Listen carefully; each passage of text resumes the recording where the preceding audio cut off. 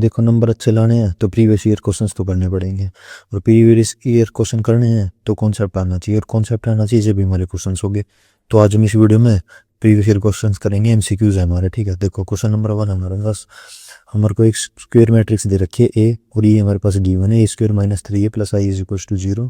ठीक है, हमें ए इनवर्स भी दे रखा है एक्स ए प्लस वाई है, जिसमें से हमें एक्स प्लस वाई की वैल्यू निकालनी है। अब तुम्हारे पास आंखें हैं तो तुम देख सकते हो हमारे पास गिवन है, जो हमारे पास गिवन है उसी में से क्वेश्चन का सॉल्यूशन निकलेगा। ठीक है, गिवन सबसे पहले देख लो क्या है।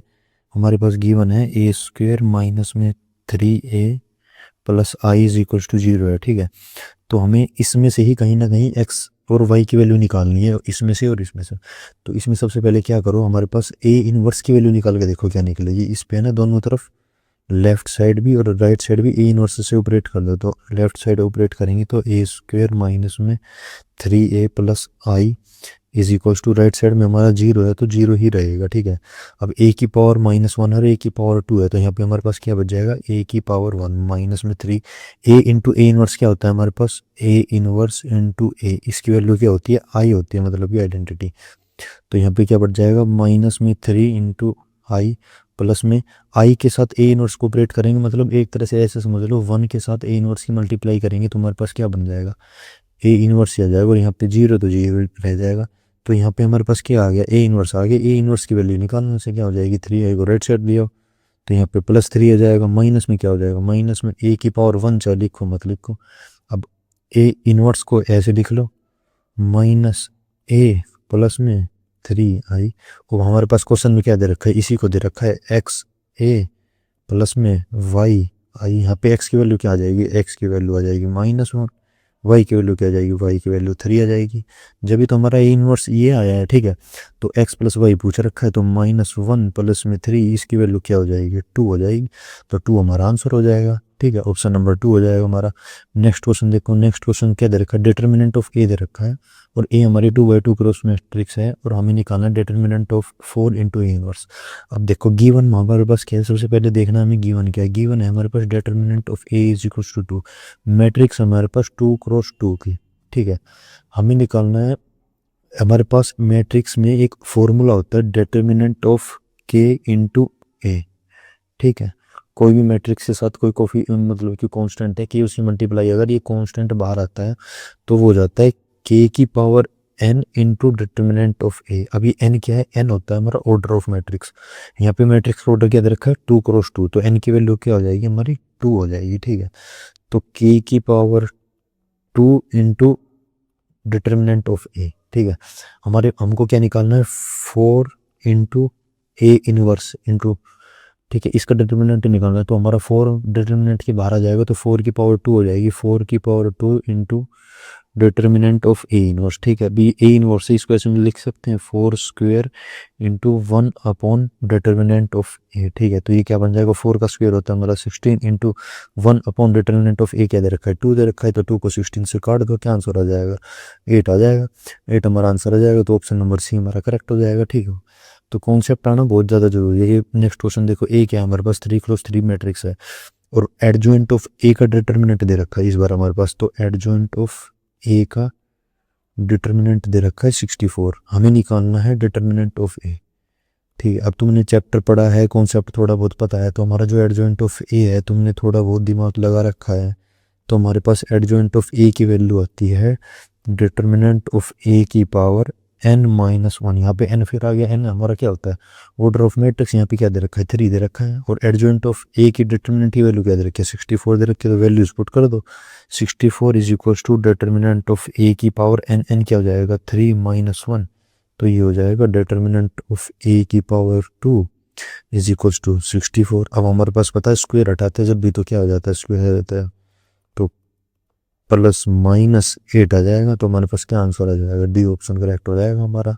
ठीक है, 8 और -8 आंसर करेक्ट हो जाएगा। नेक्स्ट क्वेश्चन देखो, हमारे पास ए एक मैट्रिक्स दे रखी है, और दे रखा है 2a + b is equal to null matrix. और देखो क्या दे रखा है, 2a + b is null matrix. Null matrix हमारी क्या होती है, जीरो मैट्रिक्स, मतलब कि 2a + b की वैल्यू क्या दे रखी है, 0, देन वैल्यू ऑफ b। अब हमारे पास देखो 2a + b is equal to null matrix. Null matrix क्या मतलब कि जीरो मैट्रिक्स, ऐसे में b की वैल्यू निकालनी है, तो कितना सिंपल सा क्वेश्चन है, b is equal to a matrix हमको पहले ही दे रखी है, तो -2 की मल्टीप्लाई ए मैट्रिक्स से कर दो। ए मैट्रिक्स क्या है 3 4 5 और 2, -2 को अंदर मल्टीप्लाई करें तो क्या बन जाएगा -6 -8 -10 -4। ऑप्शन में मिला लो, ये हमारी बी की वैल्यू हो जाएगी, क्या आ जाएगी ऑप्शन बी हमारा करेक्ट हो जाएगा।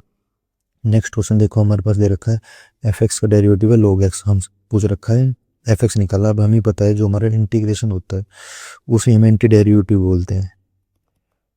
एंटी डेरिवेटिव बोलते हैं मतलब कि डेरिवेटिव को उल्टा। अगर यहाँ पे इसका डेरिवेटिव दे रखा है और हम यहाँ पे इंटीग्रेशन लगा देंगे, इंटीग्रेशन क्या होता है डेरिवेटिव का उल्टा, तो हमारा डेरिवेटिव और इंटीग्रेशन कैंसिल हो जाएगा। तो इसमें दोनों तरफ इंटीग्रेट कर दो, ठीक है। इंटीग्रेट का साइन लगा दो, d/dx ऑफ एफ एक्स, ठीक है, इज इक्वल्स टू, इसको भी इंटीग्रेट कर दो विद रिस्पेक्ट टू एक्स कर देंगे, ठीक है। तो हमारा डेरिवेटिव और इंटीग्रेशन एक दूसरे के इन्वर्स होते हैं, तो ये हमारा कैंसिल हो जाएगा। यहाँ पे क्या बच जाएगा एफ एक्स आ जाएगा integration of log x into D x. अब हमें पता है log x का इंटीग्रेशन क्या होता है, log x का इंटीग्रेशन होता है हमारा x into log x -1 plus में सी, ये हमारा आंसर हो जाएगा। एफ एक्स की वैल्यू ये हो जाएगी। ये ऑप्शन कौन सा है हमारा सेकंड। अब तुम्हें ये सीखना है कि इंटीग्रेशन log x का ये कैसे आया, तो इसकी एक मैंने प्रॉपर वीडियो बना रखी है, वो तुम मेरे चैनल पे जाके देख सकते हो, ठीक है। नेक्स्ट क्वेश्चन देखो, नेक्स्ट क्वेश्चन है हमें निकालना है सीकेंट स्क्वायर एक्स -π/6 का इंटीग्रेशन। लिमिट दे रखी है हमारे पास, ये हमें पता है सीकेंट स्क्वायर एक्स का इंटीग्रेशन क्या होता है। अगर हमारे पास secant square X D X है तो इसका इंटीग्रेशन हमारे पास होता है tan x, ठीक है। तुम्हें इतना तो पता होना चाहिए ना कि इसका इंटीग्रेशन क्या होता है, जब भी तो तुम क्वेश्चन कर लोगे। तो इसका इंटीग्रेशन क्या होता है tan x है, तो हमारे पास क्या हो जाएगा tan x की जगह यहाँ पे क्या दे रखा है x -π/6 और अपर लिमिट और लिमिट लोअर लिमिट क्या है 0 और यहाँ पे π/6। तो एक बार अपर लिमिट पुट कर दो, एक बार लोअर लिमिट पुट कर दो, तो tan π/6 में से π/6 जाएगा तो क्या बच जाएगा 0 -10। अब 0 -π/6 क्या हो जाएगा, तो -π/6 बन जाएगा हमारा, ठीक है। ये थोड़े मोड़े कॉन्सेप्ट तो बेटा सीखने पड़ेंगे, ये आएंगे, इसके बिना तुम कैसे पास होगे। अब tan 0 की वैल्यू हमारे पास 0 होती है, tan के अंदर से माइनस बाहर आ जाता है तो प्लस हो जाएगा। tan π/6 की वैल्यू क्या होती है 1/√3, तो आंसर क्या आ जाएगा हमारे पास 1/√3 हमारा आंसर आ जाएगा। ऑप्शन नंबर देख लो कौन सा है, ऑप्शन है हमारा बी, तो नहीं बी नहीं, ऑप्शन हमारा ए, तो ये हमारा आंसर हो जाएगा, ठीक है।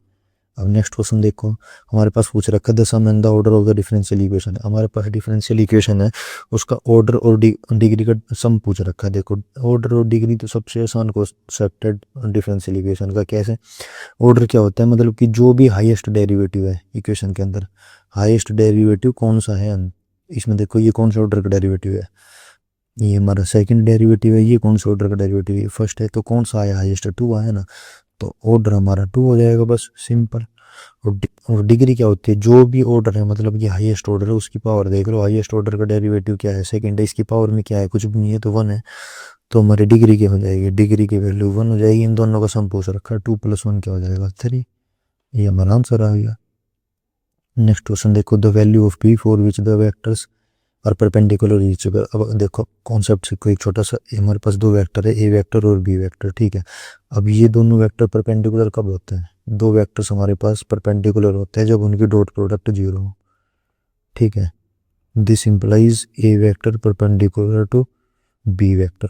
अब हमारे पास 2 वेक्टर परपेंडिकुलर दे रखे, तो मतलब उनकी डॉट प्रोडक्ट 0 पाएगी। अब इन दोनों वेक्टर्स की डॉट प्रोडक्ट कैसे करते हैं, सिंपल है। आई का जो कोफिशिएंट है उसको आई के साथ मल्टीप्लाई कर दो, प्लस में जे का जो कोफिशिएंट है उसको जे वाले के साथ मल्टीप्लाई कर दो, के का जो कोफिशिएंट है उसको के के साथ मल्टीप्लाई कर दो, ठीक है। इज इक्वल टू 0 रख दो, तो 2 की मल्टीप्लाई करो -4 से, 2 की मल्टीप्लाई करते हैं -4 से, प्लस पी की मल्टीप्लाई करते हैं -6 से, पी की मल्टीप्लाई करी हमने -6 से, प्लस के पास क्या है कुछ भी नहीं है तो 1 है, 1 की मल्टीप्लाई करते हैं 26 से, इसको 0 के बराबर रख दो, ठीक है। क्या आ जाएगा -8 -6p प्लस में 26 इज इक्वल टू 0, तो ये बन जाएगा -6 + 18 इज इक्वल टू 0। तो -6p की वैल्यू क्या आ जाएगी -18, माइनस से माइनस कट जाएगा, ये हमारा 6 है, तो p की वैल्यू क्या आ जाएगी, p की वैल्यू आ जाएगी 3।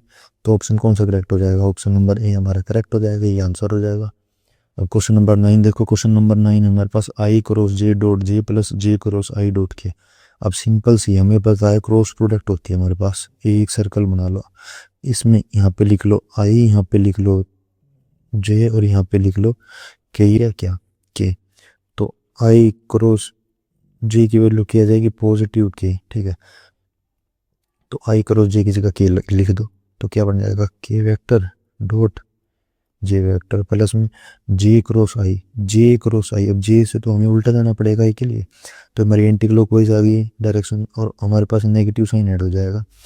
तो जे क्रॉस आई की वैल्यू क्या हो जाएगी माइनस के, ठीक है। तो इसकी जगह माइनस के रख दो तो माइनस के डॉट के वेक्टर। अब देखो डॉट प्रोडक्ट में हमारे पास अगर दोनों सेम वेक्टर हो तो 1 हो जाता है और अगर अलग अलग वेक्टर हो तो 0 हो जाएगा। तो ये 0 हो जाएगा, माइनस बाहर लिख लो क्या बन जाएगा के वेक्टर डॉट के वेक्टर। अब दोनों वेक्टर सेम है तो क्या बन जाएगा 0 - 1 इज इक्वल्स टू आंसर क्या आ जाएगा हमारा -1। तो ऑप्शन नंबर कौन सा करेक्ट हो जाएगा, ऑप्शन नंबर डी करेक्ट हो जाएगा। इस वीडियो में हमने 9 क्वेश्चन करे हैं, अगली वीडियो में नेक्स्ट के 9 क्वेश्चन करेंगे। Thank you.